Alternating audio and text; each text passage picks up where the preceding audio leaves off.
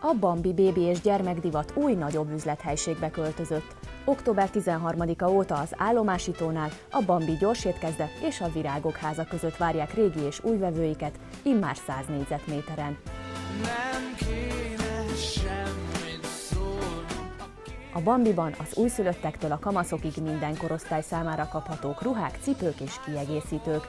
Elsősorban magyar gyártók minőségi termékeit forgalmazzák, de az igényekhez igazodva már olcsóbb ruhákkal és cipőkkel is bővült a termékskála.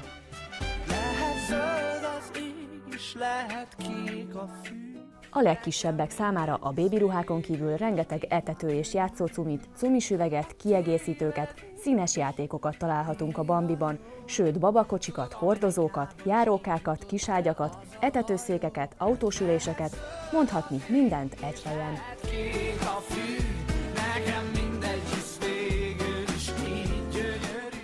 A gyerekek a Bambiban a legmenőbb cuccokhoz juthatnak hozzá. Farmernadrágok már 2990 forinttól, felsők 1200 forinttól, melegítők 4500-tól, kabátok 6500-tól, téli cipők már 3000 forinttól kaphatók az üzletben. Emellett verdás és hercegnős fehérneműk, Disney pizsamák, sapkák, sálak, kesztyűk, derékmelegítők is várják a gyerekeket és szüleiket, nagyszüleiket. A Bambi bébi és gyermekdivat hétköznapokon 8-tól 18 óráig, szombaton pedig 8 és 12 óra között várja tártkapukkal vásárlóit a Bánki Donát út 2/E-ben az Állomásítónál, a Bambi gyorsétkezde és a Virágok háza között. Bambi, minden, ami bébi és gyermekdivat.